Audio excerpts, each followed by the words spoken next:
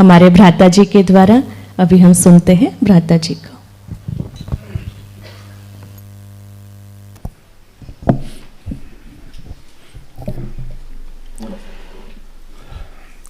ओम शांति।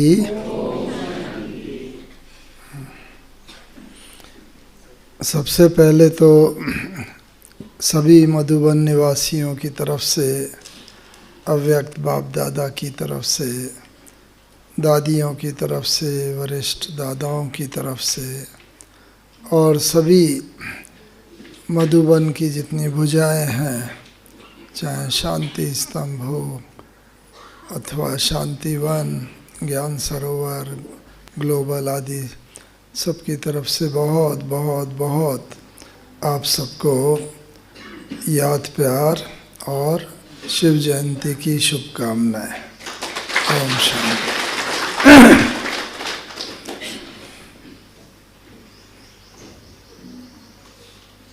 हम सबकी प्रथा है ओम शांति से ही शुरू करने की, तो अभी हम ओम शांति उस रीति से सब बोलेंगे जैसा यज्ञ के आदि में 1936-37 में जब यज्ञ की स्थापना हुई तब सब ओम की ध्वनि करते थे बाबा के साथ साथ। अंदर हम सब लोग गहरी श्वास लेंगे और फिर उस श्वास को निकालते हुए ओम की ध्वनि करेंगे, फिर दूसरी श्वास गहरी लेंगे और उस सब को निकालते हुए शांति की ध्वनि करेंगे।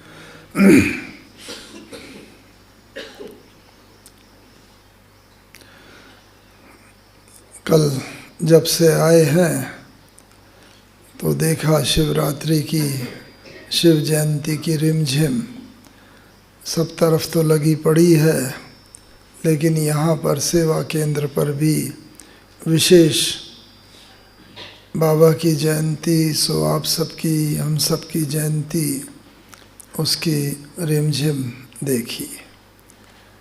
और हम सभी भक्ति मार्ग से पास हुए हैं, क्योंकि जब भक्ति का अंत होता है तभी ज्ञान मिलता है।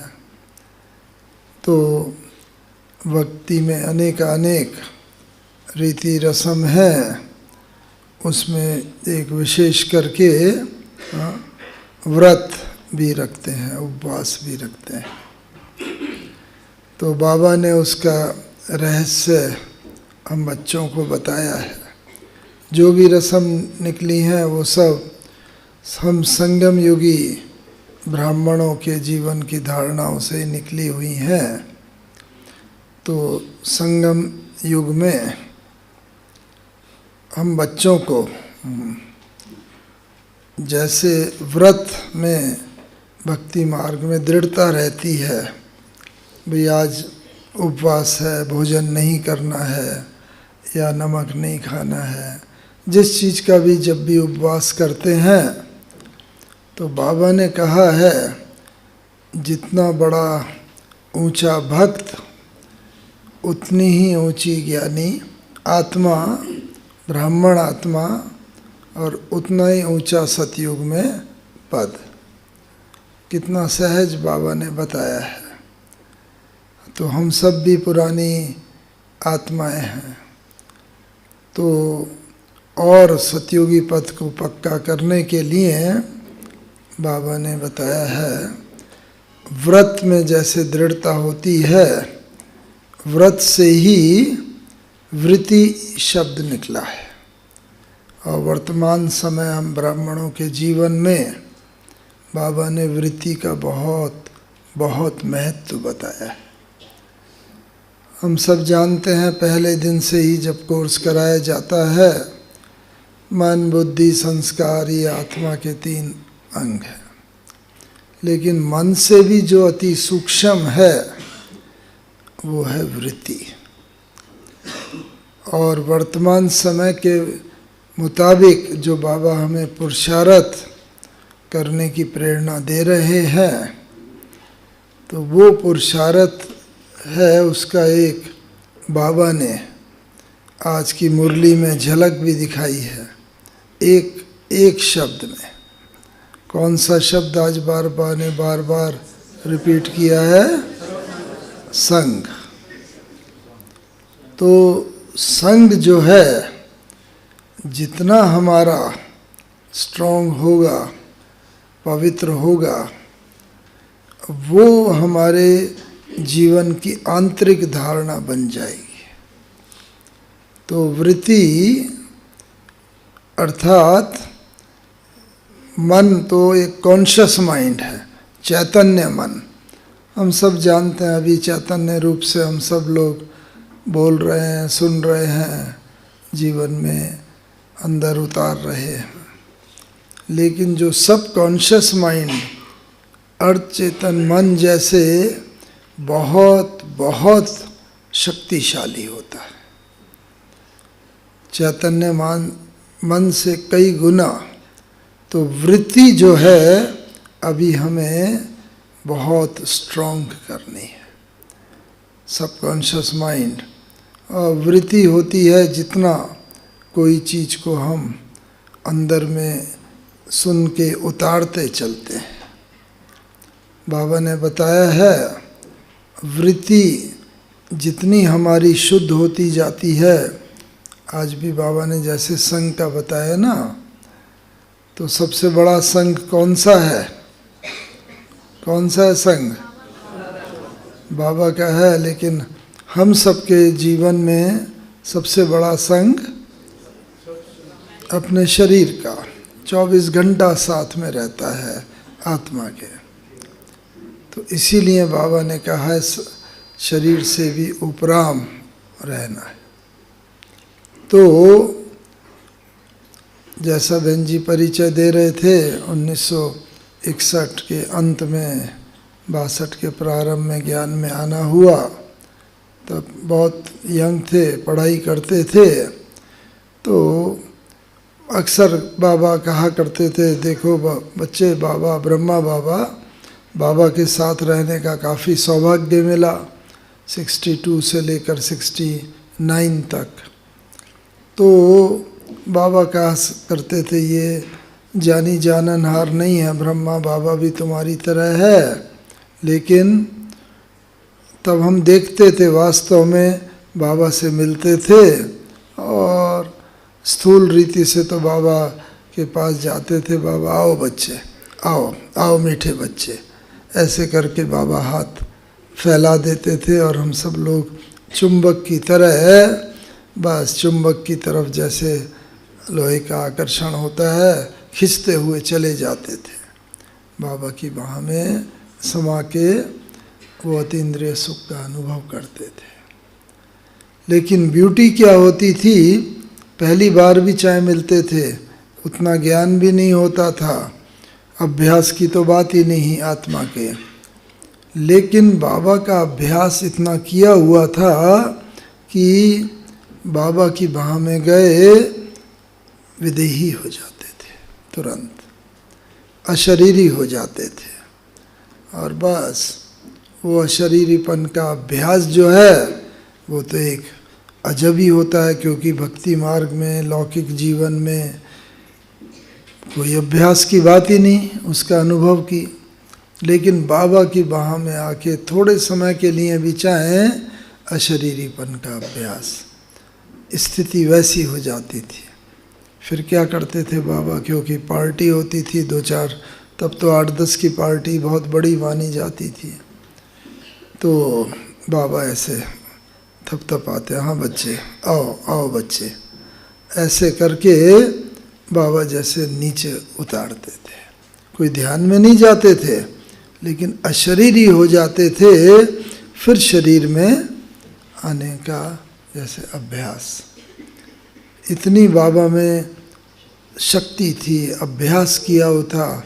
हम सब ने पढ़ा है जीवन में बाबा ने सबसे पहला अभ्यास कौन सा किया? हाँ, ज्ञान में लिख लिख के मैं आत्मा हूँ, जसोदा आत्मा है, निर्मला आत्मा है, नारायण आत्मा है, जो भी परिवार के सदस्य थे। तो उससे क्या हुआ कि बाबा का अपना अभ्यास तो पक्का हुआ ही। बाबा जिसको भी देखते थे ब्रकुटी में देखते थे और उसको भी भले थोड़े समय के लिए भी आत्मिक रूप का अनुभव होता था, मैं ये शरीर से अलग हूँ। तो बाबा ने कहा है ना, ब्रह्मचारी तो बन गए, यहाँ जितने भी बैठे हैं ब्रह्मचारी तो बन गए, पवित्रता की धारणा की है, तभी तो यहाँ बैठे हैं। लेकिन अब क्या बनना है? ब्रह्मचारी। तो ब्रह्मचारी जितना जितना हम बनते जाएंगे, ब्रह्मा बाबा को फॉलो करते जाएंगे, उतना उतना बाबा की तरह संपूर्णता की स्थिति की तरफ हम बढ़ते जाएंगे। और उसके लिए यही है, व्रत में जैसे दृढ़ता होती है, ऐसे ही हमारे पुरुषार्थ में भी जो भी संकल्प लेते हैं उसमें दृढ़ता, और दृढ़ता ही सफलता की कुंजी है। पिछली अव्यक्त मुरली में भी, शिव जयंती में भी बाबा ने इस बात को रिपीट किया और हमेशा ही बाबा रिपीट करते हैं। तो इस शिव जयंती के दिन, हम कल ही शिव जयंती निकली है और उसका प्रभाव तो बहुत समय तक रहता है जो भी लोगों ने व्रत लिए हैं।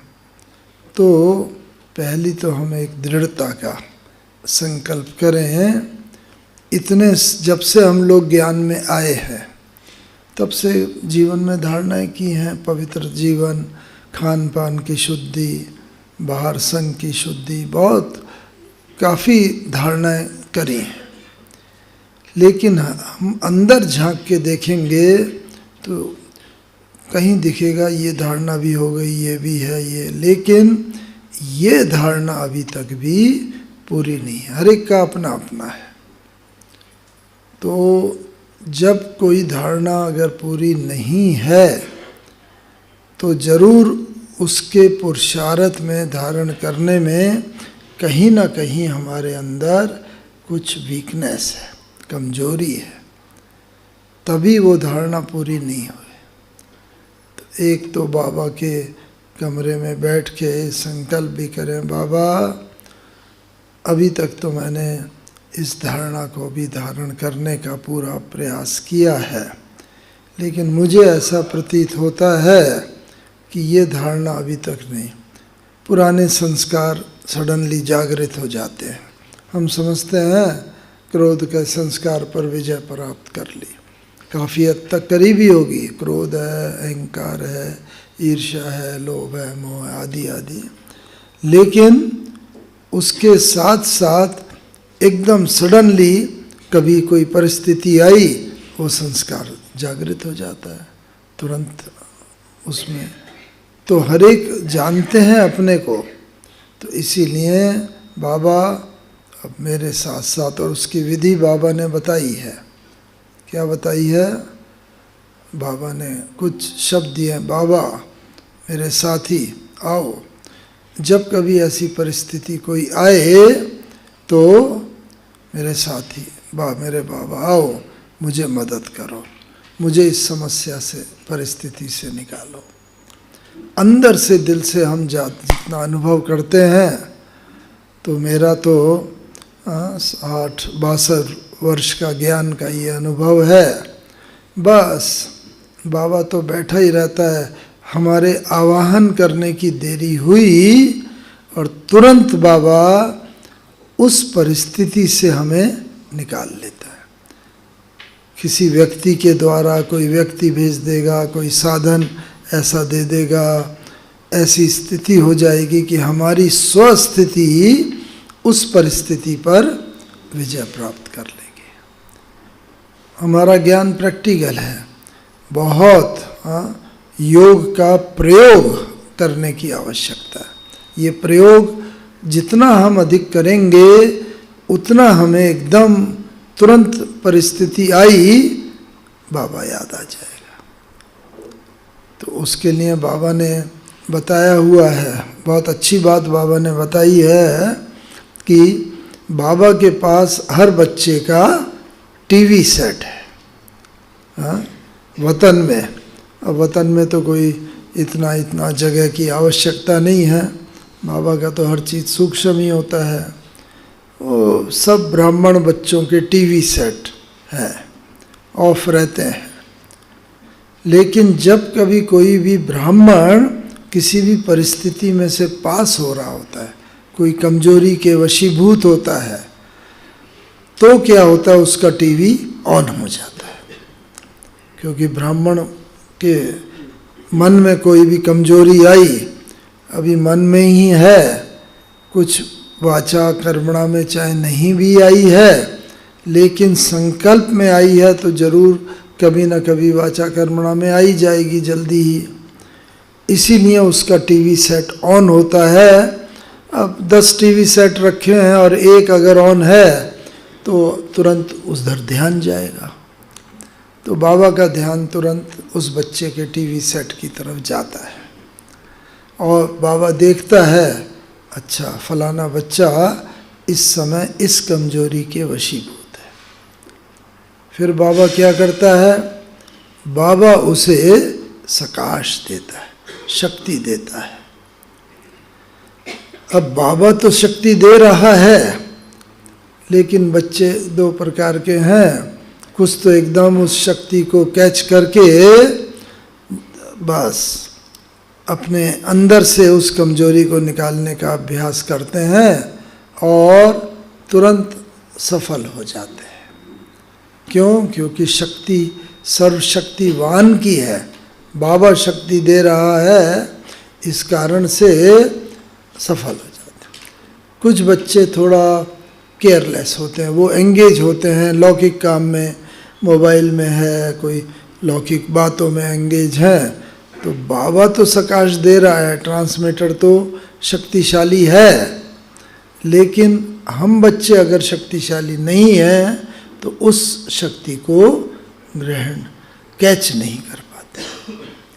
इसलिए बाबा कहता है वर्तमान समय की सबसे बड़ी आवश्यकता ये है, जैसी विश्व में परिस्थिति चल रही है वो है क्लीन और क्लियर बुद्धि।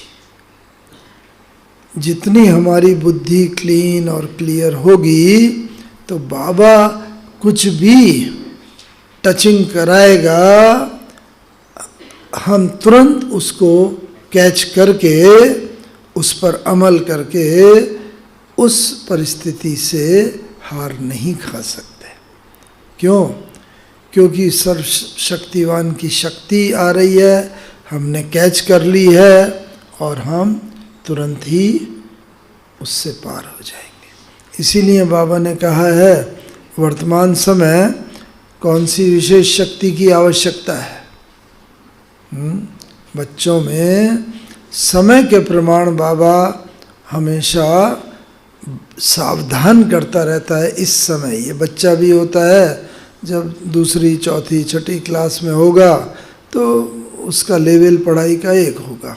जितनी जितनी क्लास बढ़ती जाएगी, 8वीं, 10वीं, BA, MA वगैरह वगैरह, उतना उतना उसका मेंटल लेवल और एक्सपेंड होता जाता है।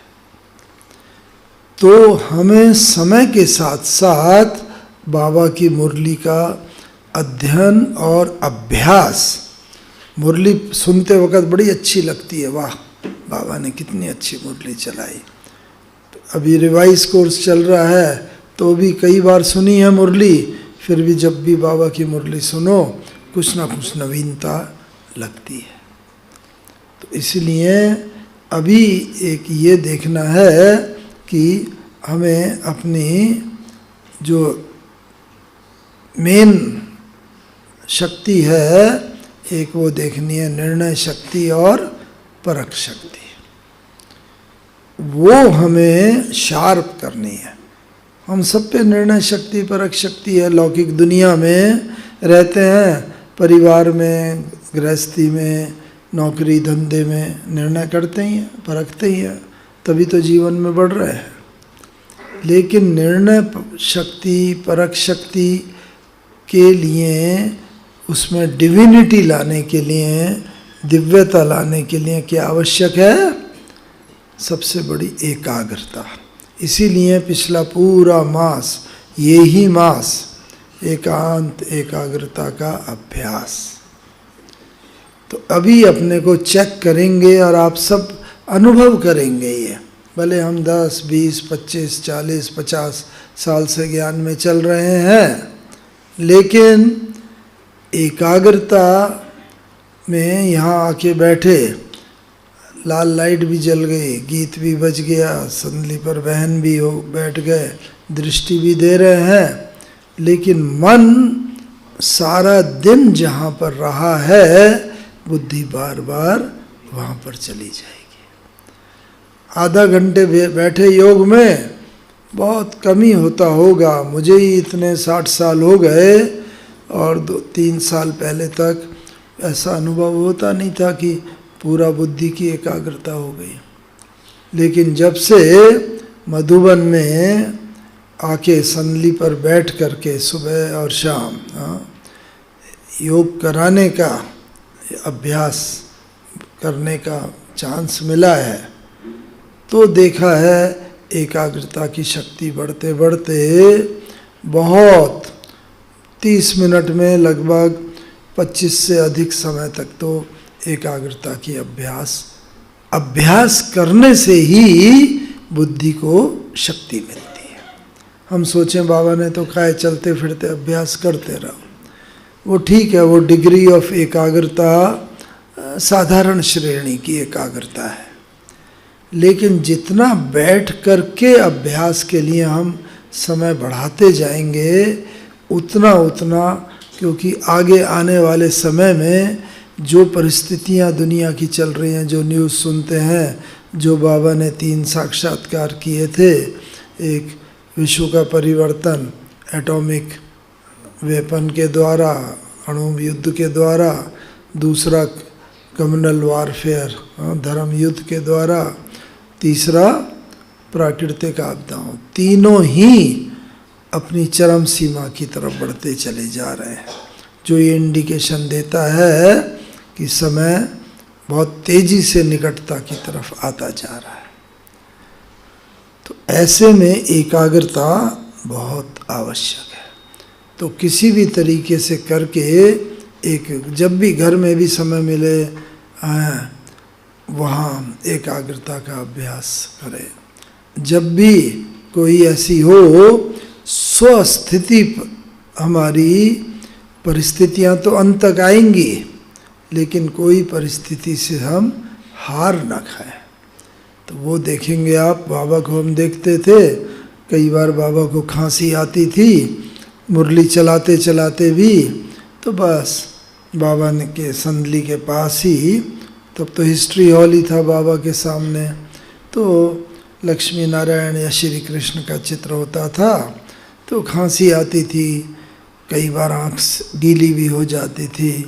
तो बाबा के देखो बच्चे, अभी तो ये तन भी अपवित्र विकारों की उत्पत्ति है ये तन, और मन आत्मा भी 63 जन्म क्या 84 जन्म लेते लेते गिरती चली आई है, न तन पवित्र न मन पवित्र।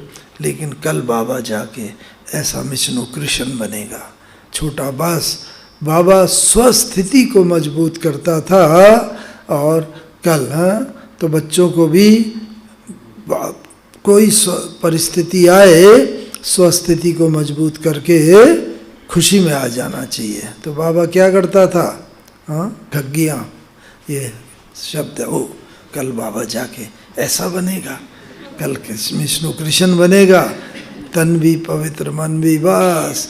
और विद इन सेकेंड्स वो खांसी कहाँ गई पता ही नहीं चलता था, फिर बाबा उसी वेग से मुरली चलाने लगता था।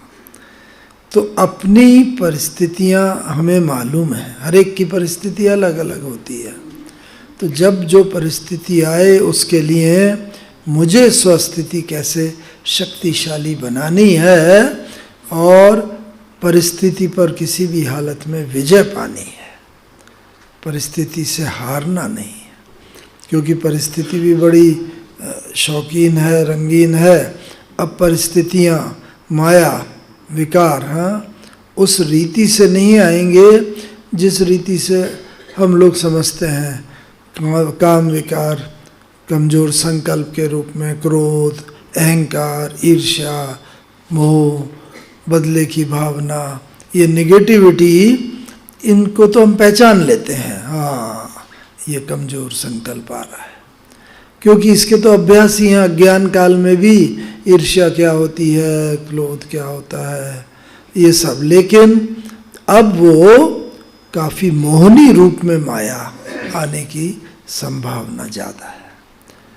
आते हैं भक्ति मार्ग में भी सुना है भाई, सीता भी जंगल में गई राम के साथ, सब कुछ छोड़ छाड़ के, राजभाग, सोना चांदी सब, लेकिन सोने के मृग के पीछे, क्योंकि वो अंश रह गया था।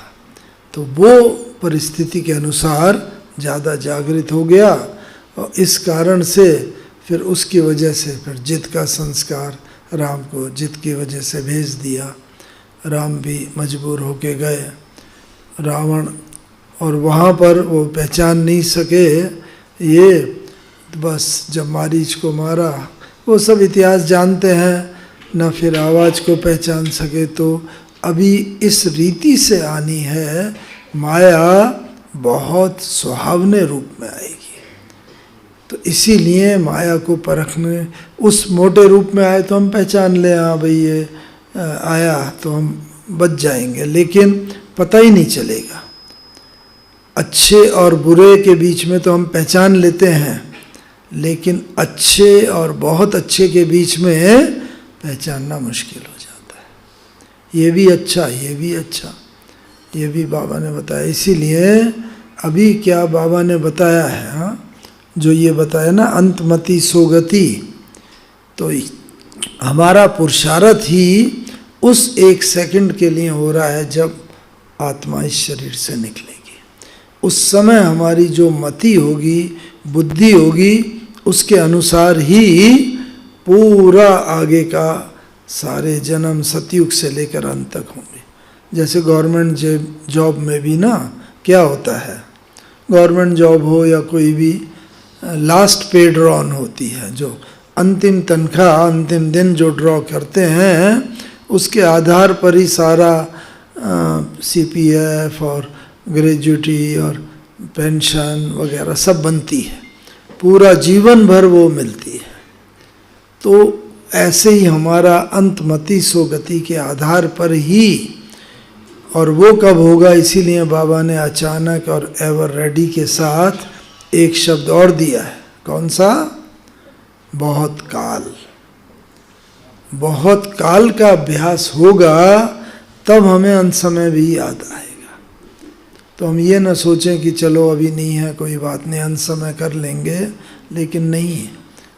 अंत समय भी तभी याद आएगा जब बहुत काल का अभ्यास होगा। ब्रह्मा बाबा का भी बहुत काल का अभ्यास था, इसीलिए बाबा की निर्णय शक्ति और परख शक्ति बढ़ती गई। और बाबा वो क्यों बढ़ती गई?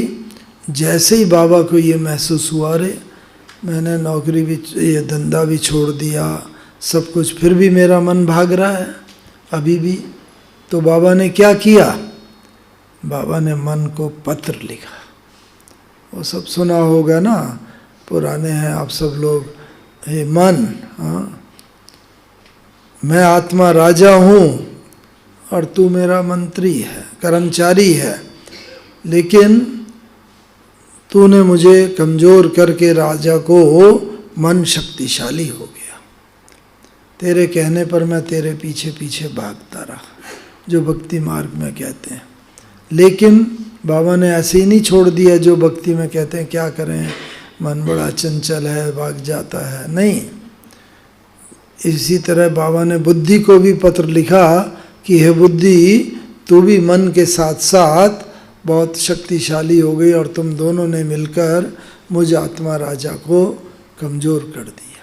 सिंधी में पत्र लिखा था बाबा ने और उसकी हिंदी कॉपी करके हम लोगों को, जो पुराने भाई लोग थे, उन सबको दी गई थी। फिर बाबा ने दूसरे पैरे में लिखा कि हे मन, हे बुद्धि, अब मैं तुम्हें कह देता हूँ कि तुम्हें मेरे कहने पर चलना होगा, मैं तुम्हारे कहने पर नहीं चलूँगा। क्यों? क्योंकि मैं राजा हूँ, तुम मेरे कर्मचारी हो। ऐसे ही हम देखें कि मैं अपने मन को, बुद्धि को ऑर्डर करता हूँ, कोई भी परिस्थिति आई, नहीं मन तुम्हें ये ऐसे नहीं सोचना है, तुम्हें इस रीति से ज्ञान के आधार पर सोचना है, मन बुद्धि को। तो वो बाबा की तरह वो है ब्रह्मचारी बनना। ब्रह्मा बाबा ने जो करा वो हम लोग आज फेस कर रहे हैं, बाबा ने इतना 85 साल पहले सेव किया। तो वो जब जितना हम करते चलेंगे, एक बात और साथ में क्या करना है, क्योंकि जैसी वृत्ति होगी वैसा ही हमारा वाइब्रेशन होंगे। वाइब्रेशन निकलते हैं ना, ऑरा, आभा मंडल होता है ना, देवी देवताओं के पीछे आभा मंडल देखते हैं, लाइट का ताज। तो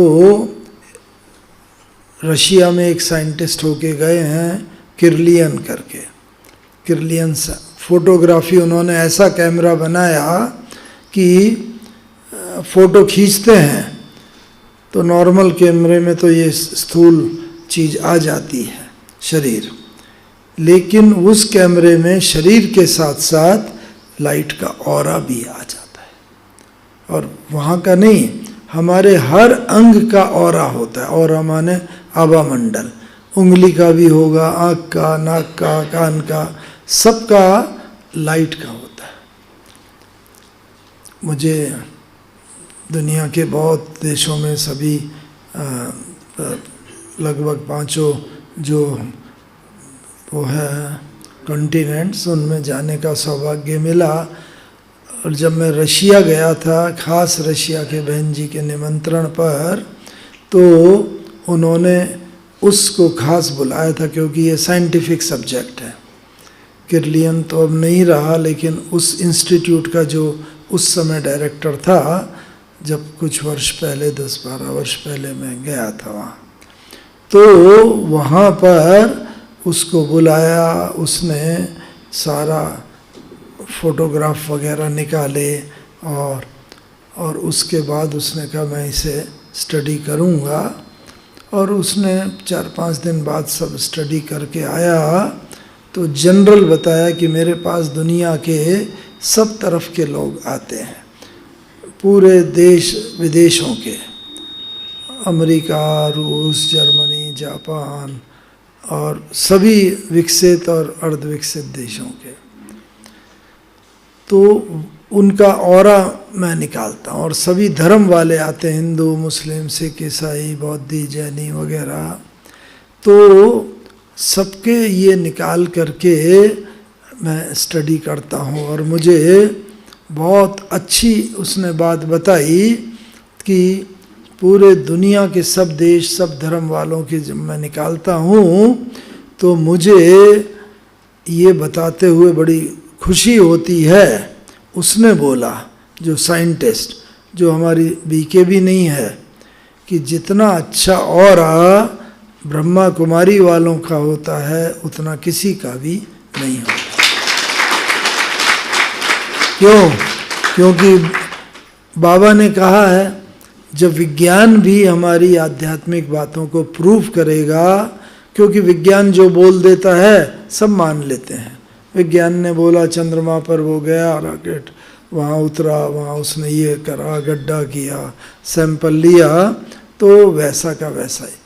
तो ये विज्ञान ने प्रूव किया।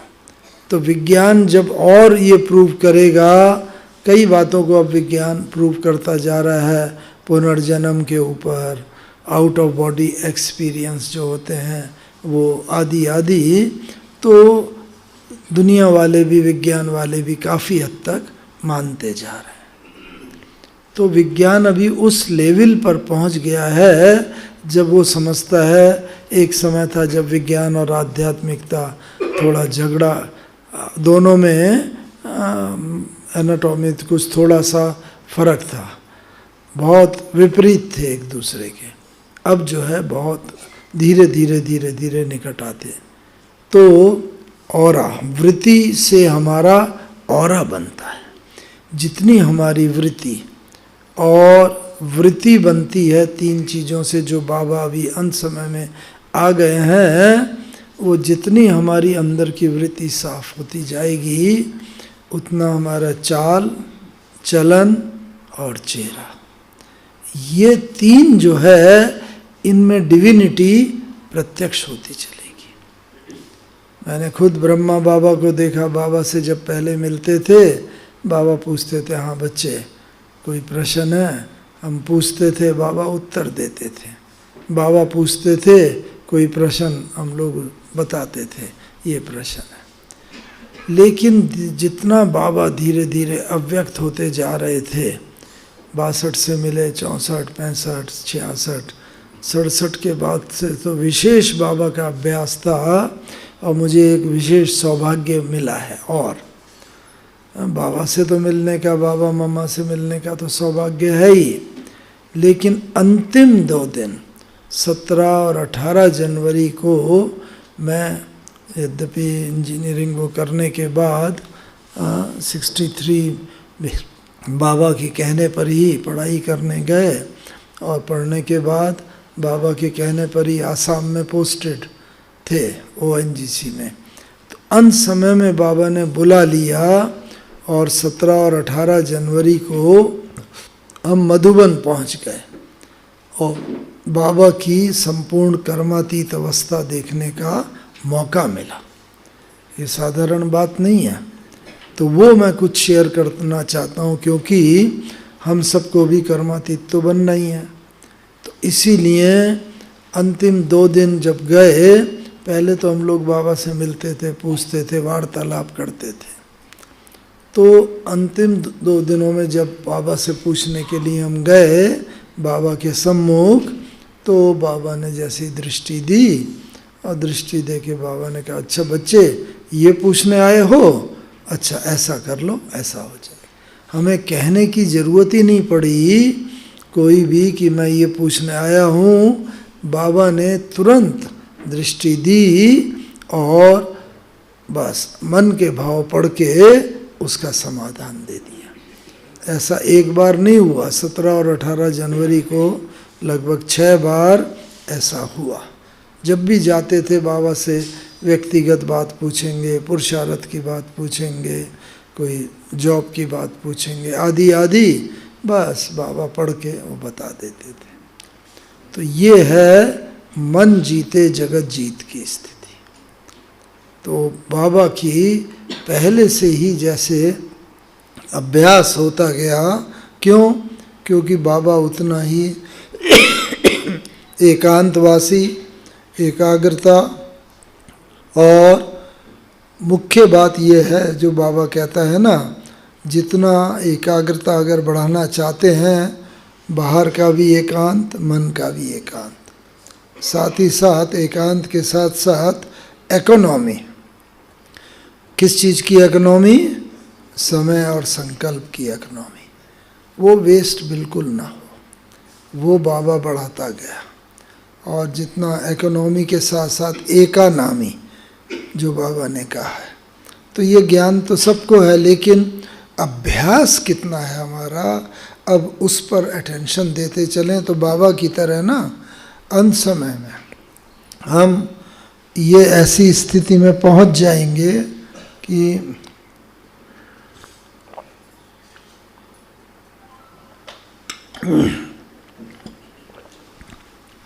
ऐसी स्थिति में पहुंचकर लोग अंत में आएंगे। अभी तो ये शिव जयंती पे कल बहुत लोग आएंगे, समझाया होगा आपने, ये 12 लिंग है आदि आदि। कुछ बोलने का चांस नहीं रहेगा, सुनने का किसी को चांस नहीं रहेगा।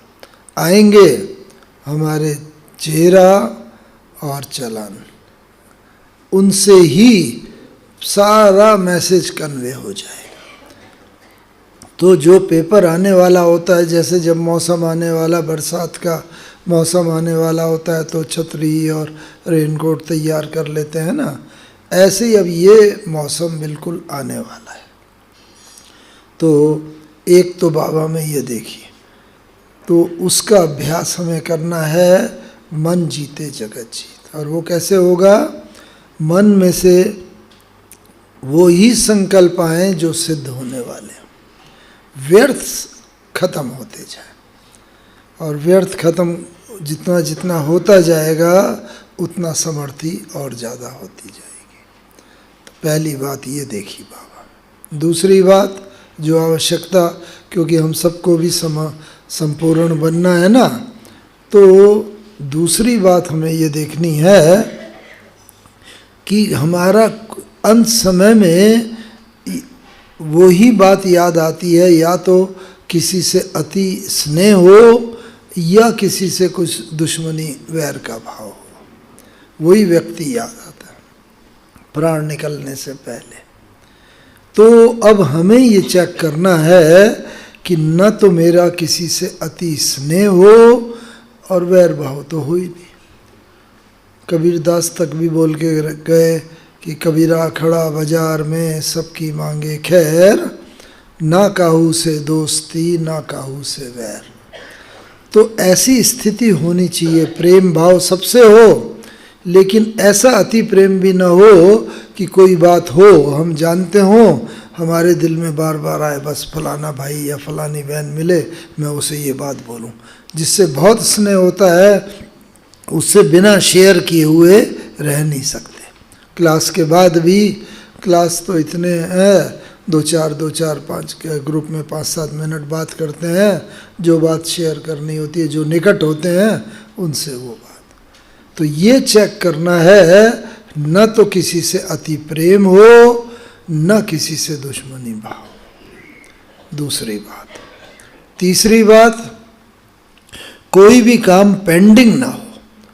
अंत समय वो बात याद आती है शरीर छोड़ते वक़्त, जो काम हम चाहते थे करना लेकिन कर नहीं पाए समय के अभाव में, या टालते रहे, कल कर लेंगे परसों कर लेंगे।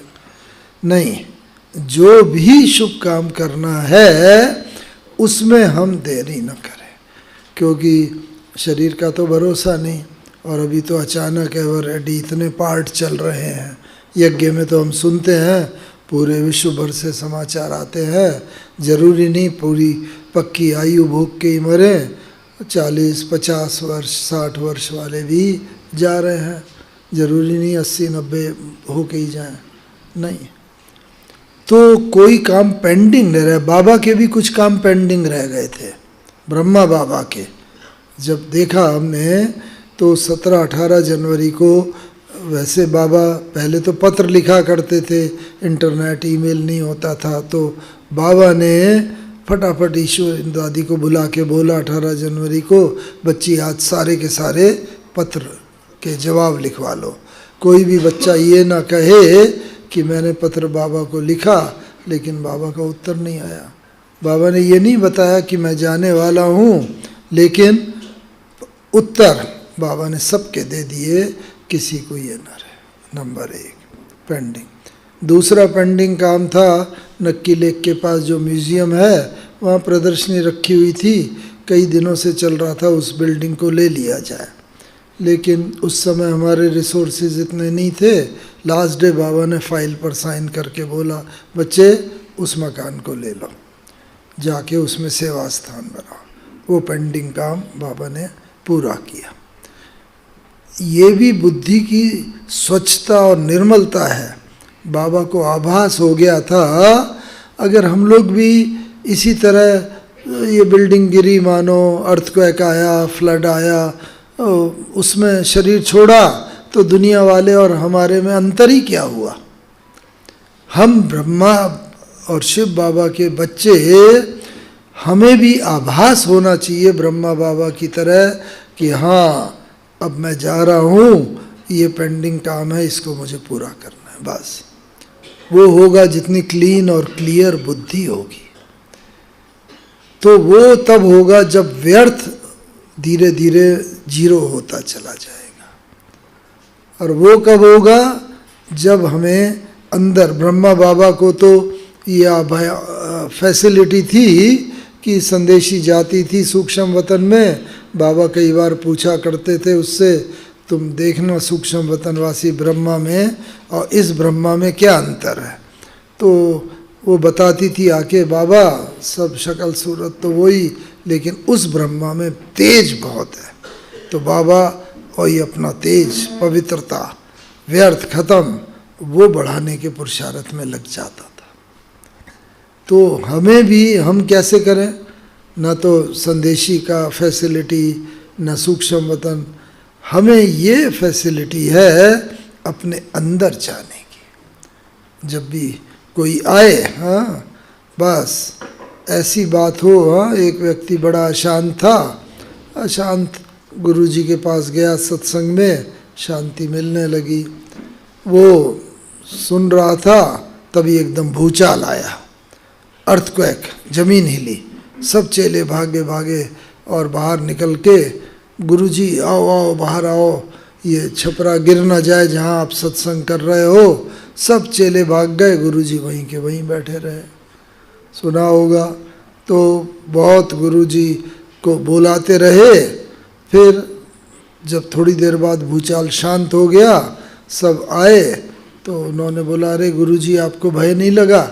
ये तो बहुत हिल रहा था, गिर जाता तो आपको बहुत चोट लग जाती। तो गुरुजी ने कहा, जब बहुत पूछा तो गुरुजी ने कहा, नहीं तुम भी भागे थे, मैं भी तो तुम्हारे साथ भागा था। कहाँ गुरुजी आप कहाँ भागे थे? आप तो यहीं की यहीं बैठे थे, हम सब देख रहे थे। नहीं नहीं मैं भी भागा था। कहाँ गुरुजी, हमने तो देखा नहीं। नहीं, फर्क इतना था, तुम बाहर भागे, मैं अंदर भागा, अपने अंदर। तुम शरीर देख रहे थे, मैं आत्मा अंदर भागी। और अंदर ऐसा स्थल है, बाहर तो हर एक चीज़ हिल रही है, भूचाल आया, कहीं भी जाते, तुम जहाँ गए वो भी हिल रहा था। खुले में गए, भले थोड़ी सेफ्टी कर ली, लेकिन मैं ऐसी जगह भागा जहाँ सब अचल था। तो अति हलचल में अति अचल होना, ये लास्ट पेपर में सफल होने का साधन है। तो अंदर जाने का हमें अभ्यास हो। बाबा भी, बस कई बार हम जाते थे ब्रह्मा बाबा के पास, बाबा सुनते हुए भी जैसे गुम हो जाता था, बाबा अंदर चला जाता था। बहुत समय का बाबा का अभ्यास था। ब्रह्मा बाबा भी तो हमारी आपकी तरह घर गृहस्थी वाला था, बच्चों वाला था, पोते पोतियों वाला, धंधे वाला, लेकिन उसमें से ही बाबा इतना सब निकल के आ गया कि 33 वर्ष में ही संपूर्ण बन गया। 33 ईयर में, 69 में बाबा संपूर्ण बन के चला गया। और यहाँ तो अब 60 वर्ष से ज़्यादा तो मुझे ही हो गए, और भी हैं। अभी संपूर्णता की तरफ हम सब चल रहे हैं, लेकिन ब्रह्मा बाबा तो उल्टी सीढ़ी चढ़ा हुआ, लेकिन फिर भी बाबा बन गया। क्यों? क्योंकि बाबा ने पढ़ाई को बहुत सीरियसली लिया। वो तो एक ये तीसरी बात हुई। और चौथी बात, वो उस दिन बाबा को आभास हो गया था कि भाई आज बच्चों से मिलने का मेरा अंतिम दिन है। तो रोज़ क्लास रात को 8:45 बजे होती थी। उस दिन बाबा ने कहा, आज बाबा क्लास 7:30 बजे ही कराएगा। सब बच्चों से कहना भोजन करके आए, ये खास इंस्ट्रक्शन थी। क्योंकि बाबा को मालूम था क्लास के बाद बाबा जाएगा और छुट्टी लेके चला जाएगा, उसके बाद तो भोजन बना हुआ भी होगा तो भी कोई नहीं खाएगा। तो इसीलिए पहले से आभास होना ये बुद्धि की क्लीन और क्लियर बुद्धि का प्रतीक है। हमें भी वैसी बुद्धि बनानी है। परिस्थिति आएंगी लास्ट में, चारों प्रकृति के 5 तत्व हलचल दिखाएंगे, एटॉमिक युद्ध होगा, सिविल वार होंगी, आदि आदि, लेकिन हमें सोचना न पड़े, हमारे पैर ऑटोमेटिकली वहाँ बढ़ेंगे जहाँ सेफ्टी होगी। हम प्राकृतिक आपदा इनकी वजह से शरीर नहीं छोड़ेंगे, वो तो चारों तरफ चिल्लाहट, दो का शांति मची होगी, ऐसे में बाबा कहाँ याद आएगा।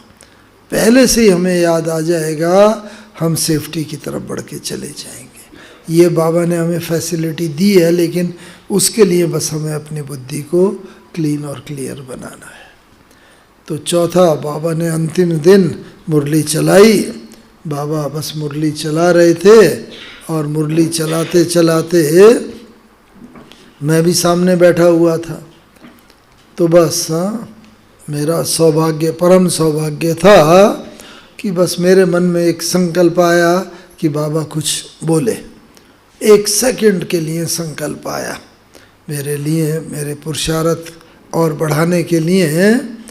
तो बाबा की इतनी क्लीन क्लियर बुद्धि, बाबा तक संकल्प पहुंचा और बाबा ने तुरंत नाम लेके ना बस बोल दिया। 18 जनवरी की अंतिम रात्रि क्लास में, हाँ आप भी कभी सुनेंगे 18 जनवरी की रात्रि क्लास, ऑडियो भी मिलता है उसका। पहले वीडियो तो बनाते नहीं थे, ऑडियो कैसेट, सीडी वगैरह, तो उसमें देखो बच्चा मोहन है। हाँ, ये भी नाम कैसे, एक लाइन में बता दूं। जब पहली बार हम बाबा से मिले ना, तो पहली बार मिलता था तो बाबा से पूछा, बाबा ने पूछा बच्चे क्या नाम है। तो एक्चुअली मेरा शारीरिक नाम श्री है, जैसे श्री लक्ष्मी, श्री नारायण होता है, सिंगल सरनेम है। तो मैंने बताया श्री, बच्चे श्री। फिर बाबा ने पूछा, तो बाबा ने कहा देखो बच्चे, अभी तो श्री ब्रह्मा बाबा भी नहीं लगा सकता, श्री नाम जो है तुमने कैसे लगा लिया अपने नाम में। तो मैं तो चुप रहा, ज्ञान में नए आए थे, 6-8 महीना हुए थे, तभी बाबा से मिलने का सौभाग्य मिला। तो बाबा ने कहा श्री तो देवी देवता लगा सकते हैं श्री नाम, क्यों? क्योंकि उनकी आत्मा भी पवित्र और शरीर भी पवित्र। तो इसीलिए अभी से बाबा तुम्हें टारगेट देता, श्री जैसा बनना है, बाबा तुम्हारा नाम बदल के मोहन करता है। तो बाबा ने मोहन नाम दे दिया, तब से मोहन नाम से जानते हैं। तो बाबा ने आप सबका भी नाम बदला, ये नहीं सोचो कि हमारा बदल दिया है, दादियों के बदल दिए, सभी को ब्रह्मा कुमार कुमारी बना के सबको नया लाइफ स्टाइल दिया है ना। हमारा जीवन तो इस तरह सबका नाम बदल के बाबा ने वो किया हुआ है। तो हमेशा उसी नशे में ही हम रहें। तो अंतिम दिन बाबा ने मुरली चला रहे थे, तो बाबा ने कुछ महावाक्य उच्चार दिया। देखो ये बच्चा है, मोहन है, बहुत मीठा बच्चा है, कभी किसी की निंदा नहीं करेगा। तो हमें बचपन से ये संस्कार है, अगर कोई भी व्यक्ति आके हमारे सामने किसी का कोई बुरी बात बोलता है, तो हमारे मन में आता है कि देखो हमारे सामने आज ये उसकी निंदा कर रहा है, कल हमारी निंदा दूसरे के सामने करेगा। तो पहले से ही तो बाबा जानता है। अब बाबा ने कहा बस अंत तक जरूर संपूर्ण बन जाएंगे। तो मुख्य बात ये है कि दूसरे के मन की बात को परख लेना। मेरे मन में संकल्प आया, वो संकल्प तो सबके आते हैं, लेकिन ब्यूटी तो उसकी है जिसने संकल्प को परख करके उसका समाधान दिया। ब्रह्मा बाबा भी बस कर्मातीत अवस्था हो चुकी थी बाबा की।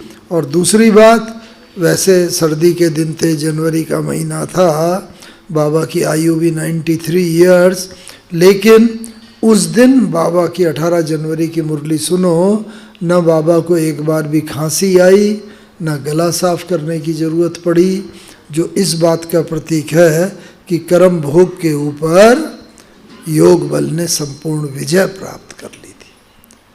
तो हमें भी उस अंतिम स्टेज के लिए तो ये 4 बातें खास नोट करी। और 18 जनवरी को फिर बाबा क्लास से उठ के गए। अच्छा, बाबा बच्चों से छुट्टी लेता है, और बाबा ने वो 3 बातों की तो शिक्षा दी, निराकारी, निरंकारी, निर्विकारी। और बाबा कमरे में गए, दादी जी के हाथ में हाथ, और बाबा ने विदा ली।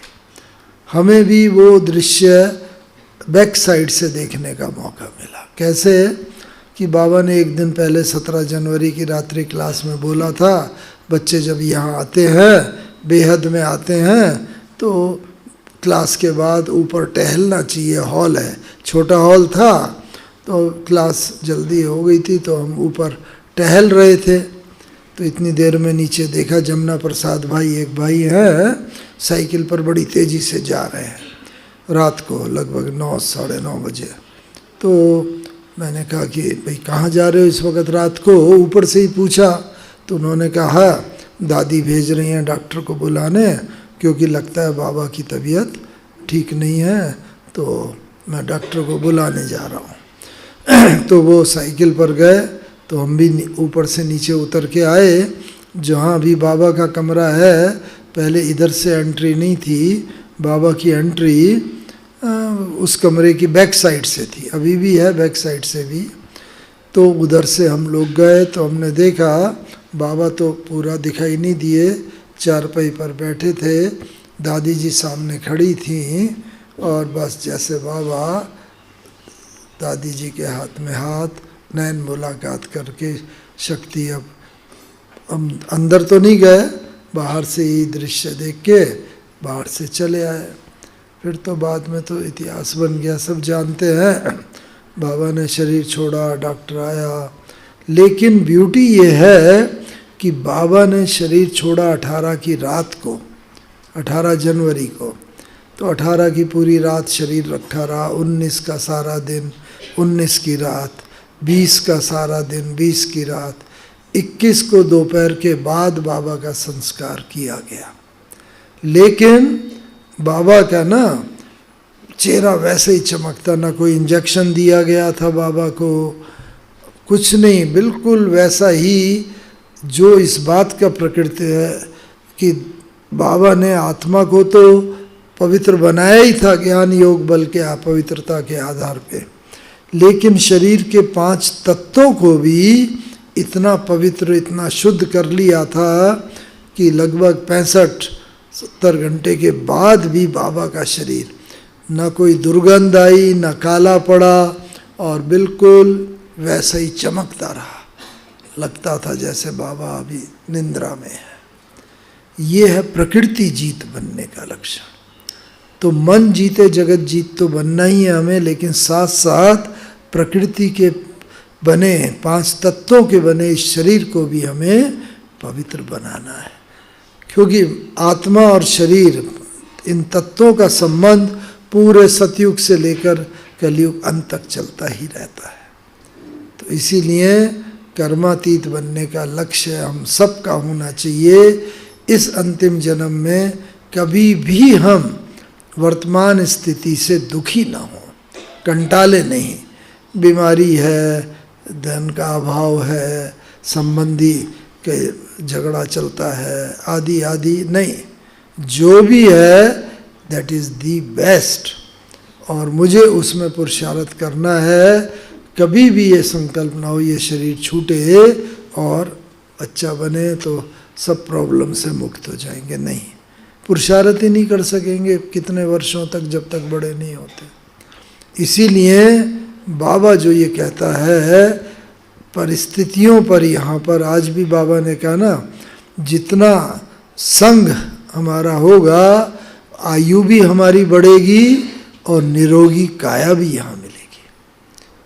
मुझे भी ये अनुभव हो रहा है कि बाबा आयु भी जैसे बढ़ाता जा रहा है।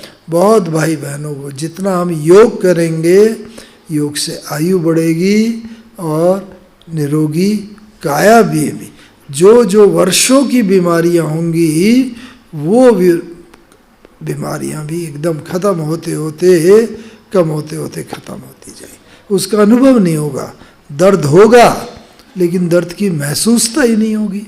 तो उस दर्द का क्या होता रहे, दर्द महसूसता ही नहीं है, तकलीफ ही नहीं दे रहा है दर्द, तो फिर कोई प्रॉब्लम नहीं। तो इसीलिए अब अंत समय के लिए हमें अपनी तैयारी बहुत काल तक करनी है। केवल इतना ही सफिशिएंट नहीं है कि ज्ञान योग मुरली सुनी, अमृत वेला कर लिया, सेवा कर ली, ठीक है, लेकिन हमारा ये चेहरा ये सेवा करे, इतनी डिविनिटी हमारे चेहरे पर आए, धीरे धीरे लोगों को हमारा ऑरा नज़र आने लगेगा, धीरे धीरे आभा मंडल धीरे धीरे हमारा। तो इसीलिए बाबा क्या करते थे, हमने देखा अंतिम दिनों में बाबा बस बहुत स्लो फरिश्ते होते हैं ना, बस रोज हम ये महसूस करें मैं फरिश्ता, मेरा आभा मंडल चमक रहा है, मेरे आभा मंडल से पूरे शरीर से लाइट, सुख, शांति, प्रेम, आनंद, पवित्रता, खुशी की किरणें निकल रही हैं, सब आत्माओं तक मेरी दुआएं पहुंच रही हैं।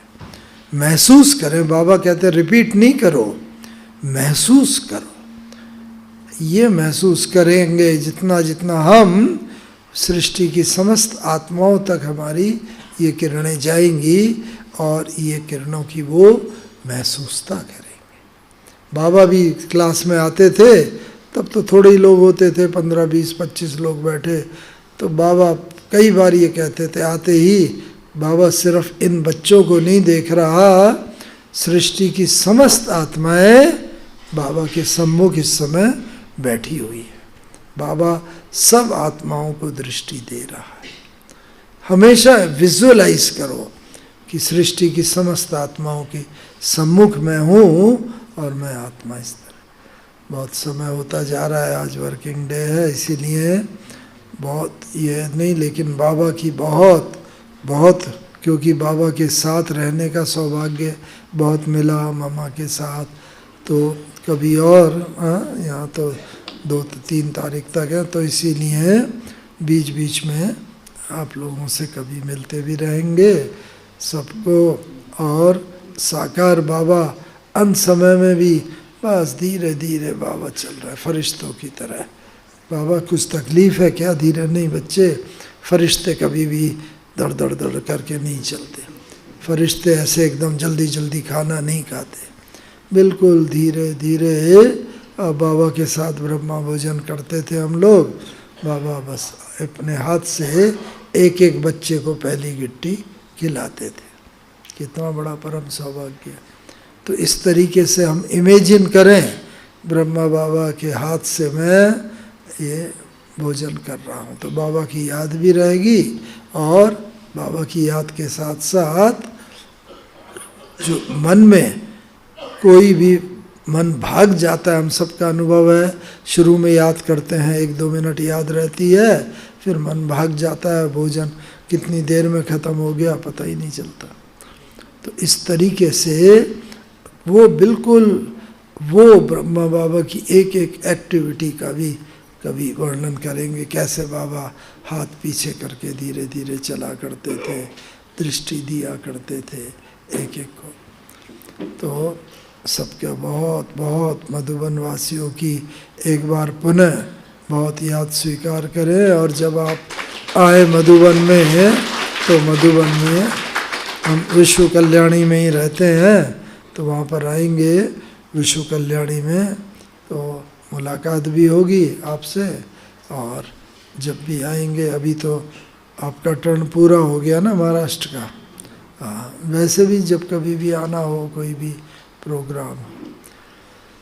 चलो एक बार पुनः बहुत याद, प्यार और अंतिम कर्मातीत अवस्था को पाने के लिए बहुत बहुत शुभकामनाएं और दुआएं। ओम शांति, ओम शांति।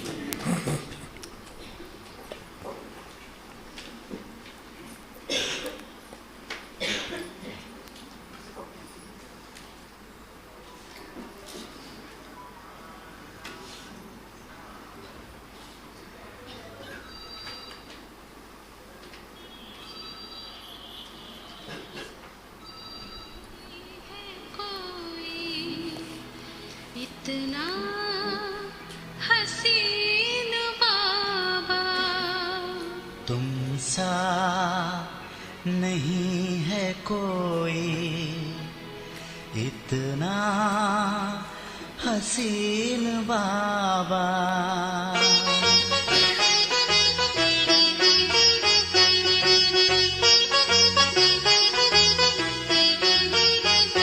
तुम सा नहीं है कोई इतना हसीन बाबा।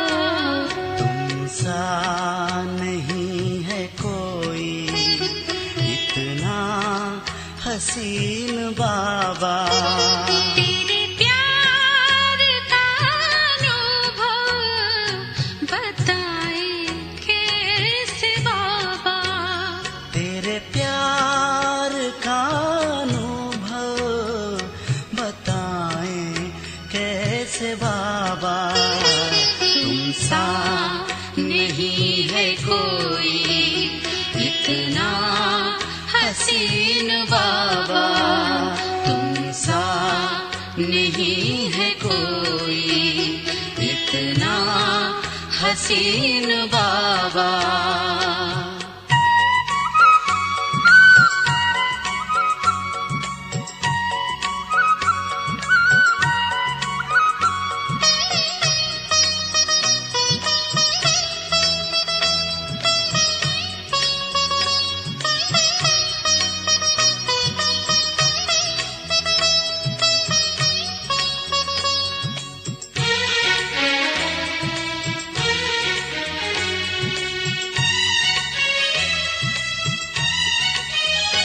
भले ज्ञान भी सुनाते, श्रीमत भी तो बताते, खुशियों से झोली भर के खुशियाँ खूब लुटाते।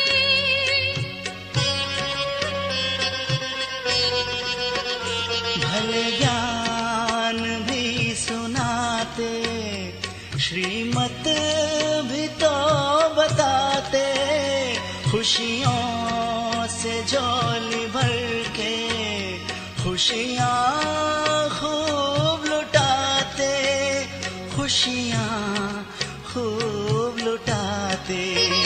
पर मिलन की वो मस्ती समझाए कैसे बाबा। तेरे प्यार का अनुभव बताए कैसे बाबा। तुमसा नहीं है कोई इतना